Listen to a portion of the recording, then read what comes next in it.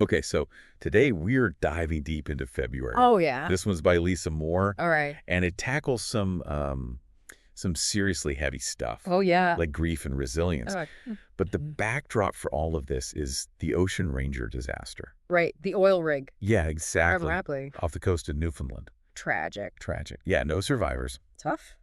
And that's where Moore really digs in, Yeah. with the main character, Helen. Mm.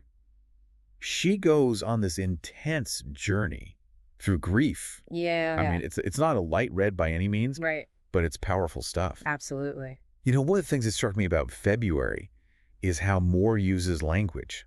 Yeah. It's almost like another character in the story. Oh, for sure. Her writing, it's been called potent and visceral, and that really nails it. It really does. It's like she somehow bottled up the salt spray and that harsh beauty of the Newfoundland coast Oh. and just poured it into her sentences. Yeah, that's a perfect way to put it. It's so evocative. I remember this one line where Helen's thinking back to a moment with her husband. Okay. Just a simple moment in their kitchen. They're laughing. Mm-hmm. And Moore writes, Yeah. the memory was a shard of glass, sharp and glittering, Mm. but impossible to hold on to. Mm. I mean, talk about capturing the feeling of grief. Right. Those flashes of the past. Yeah. That can be both comforting and painful. Absolutely. And the way the novel is structured, it mirrors that feeling.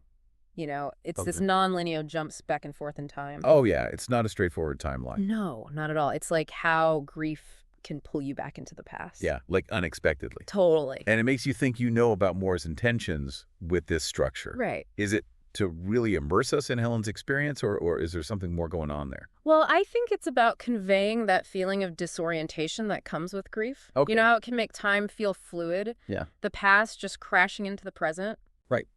1 minute, Helen's completely overwhelmed by the empty space in her bed, and the next, she's right back in a vivid memory. Yeah, it's like she can almost reach out and touch her husband.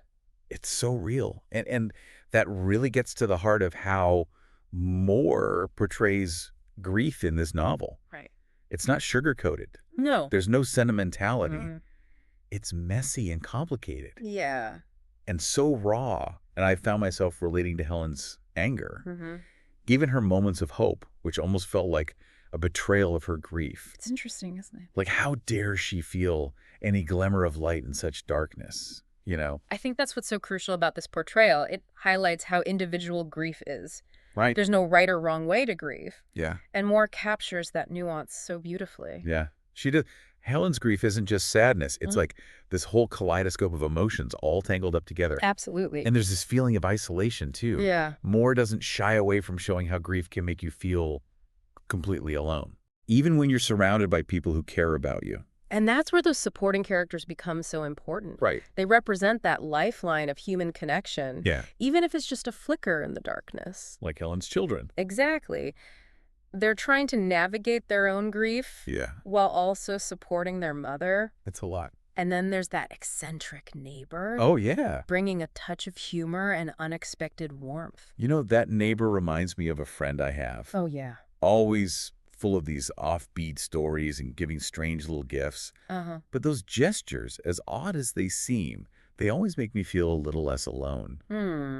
It makes you realize that support can come from the most unexpected places. It absolutely can. And that's one of the things I find so powerful about February. Yeah. It reminds us that even when we face immense loss, human connection can be a source of strength.